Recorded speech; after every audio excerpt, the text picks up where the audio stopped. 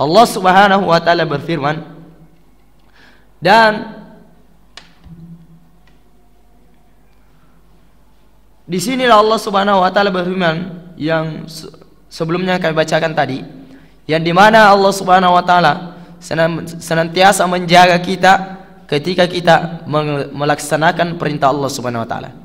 Ya. Jadi siapa yang melaksanakan perintah Allah Subhanahu wa taala, berarti dia dekat dengan Sang Khalik. Dia dekat dengan penciptanya. Yakin dan pasti kalau Allah Subhanahu wa taala dekat kepada kita, maka insyaallah Allah Subhanahu wa taala akan melindungi dan menjauhkan kita dari perbuatan-perbuatan yang dibenci oleh Allah Subhanahu wa taala. Beberapa ayat dalam Al-Qur'an menjelaskan tentang hal ini. Wa ma lakum alla tunfiqu fi sabilillahi walillahi mirasus samawati wal ard. Dan mengapa kamu tidak menafkahkan sebagian hartamu pada jalan Allah, padahal Allah lah yang mempersukai atau mempunyai langit dan bumi tersebut. Harta ini kita dapatkan dari langit dan bumi. Namun mengapa kita tidak menginfakkan harta kita di jalan Allah Subhanahu wa taala? Maka orang-orang yang seperti ini adalah orang-orang yang betul-betul berada dalam kekikiran dan tidak bersyukur atas nikmat Allah yang diberikan selama ini. Kemudian Allah Subhanahu wa taala berfirman, "Wa ma tunfiqu min khairi yuwaffa ilaikum wa antum la tudlamun." Dan apa saja harta yang baik yang kamu nafkahkan, niscaya kamu akan diberi pahalanya dengan cukup, sedang kamu sedikit pun tidak akan dianiaya. Jadi orang-orang yang senantiasa menafkahkan hartanya, menginfakkan hartanya di jalan Allah Subhanahu wa taala, tidak akan mendapatkan kesia-siaan atau penganiayaan hidup di dunia walaupun di akhirat. Rasulullah SAW bersabda, "Innallaha jawwadu yuhibbul jud wa yuhibbu makarima akhlaq wa yakrahu safsafaha." Sesungguhnya Allah Maha Pemurah, mencintai kemurahan hati atau kemurahan, dan mencintai akhlak mulia serta membenci akhlak yang rendah atau yang buruk. Jadi sesungguhnya Allah Subhanahu wa taala itu Maha Pemurah dan mencintai orang-orang yang senantiasa murah hati.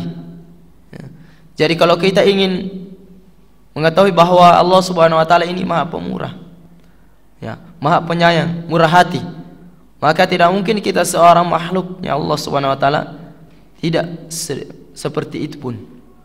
Karena kita diciptakan oleh Allah Subhanahu wa taala menjadi hamba-hamba yang dermawan dan murah hati.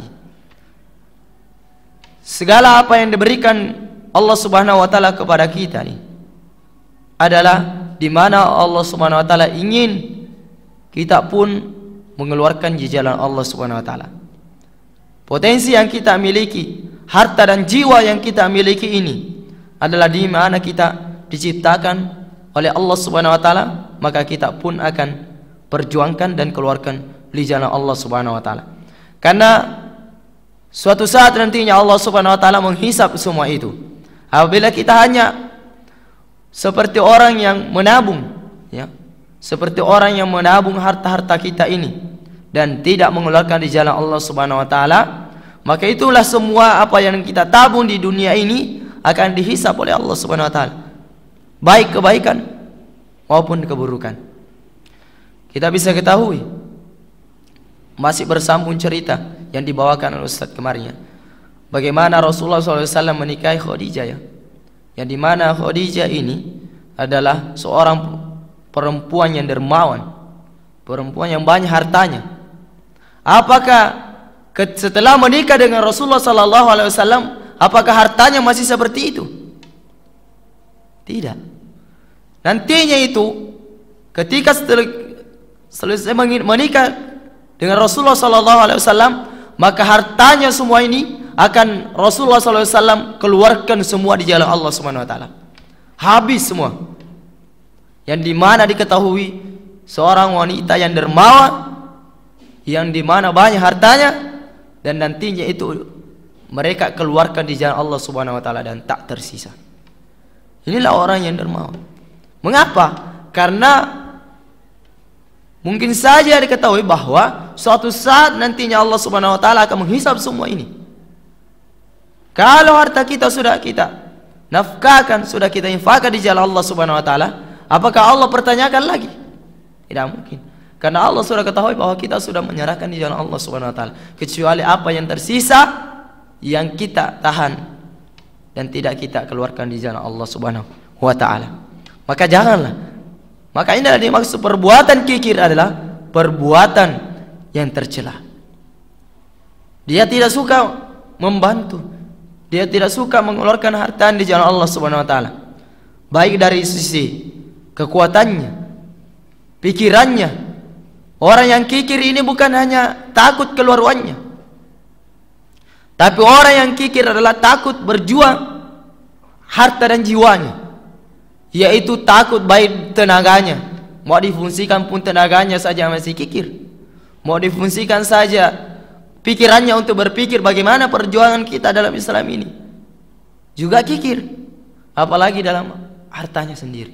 Mengapa? Orang yang kikir ini adalah orang yang takut bangkrut. Orang yang kikir adalah orang yang takut bangkrut, yaitu sangat takut mengeluarkan hartanya di jalan Allah Subhanahu Wa Taala, karena dia takut nantinya apa yang dia akan makan esok harinya kepada dirinya dan keluarganya. Inilah contoh-contoh orang yang kikir.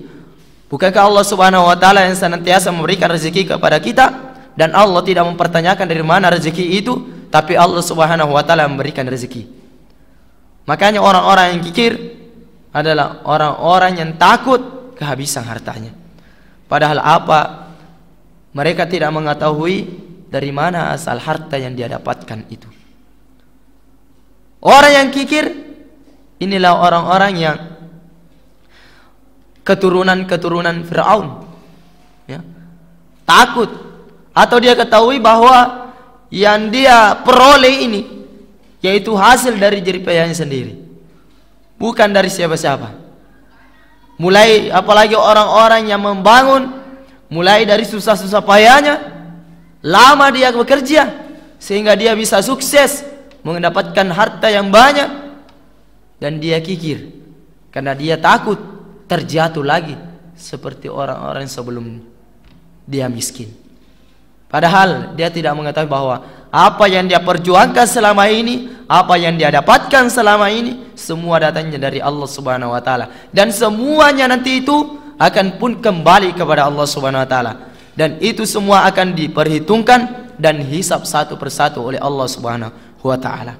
Makanya nanti itu yang akan lama masuk surga ya Allah Subhanahu Wa Taala itu orang-orang yang banyak sekali hartanya dan takut mengeluarkan di jalan Allah Subhanahu Wa Taala. Itu dihisab satu persatu dan lama di yaumul hisab. Nauzubillah min zalik. Kemudian jamaah salat maghrib insyaallah dirahmati Allah Subhanahu Wa Taala.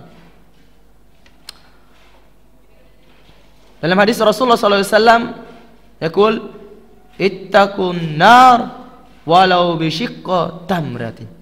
Takutlah kalian dari api neraka walaupun hanya dengan menyedekahkan sebelah biji kurma. Ya.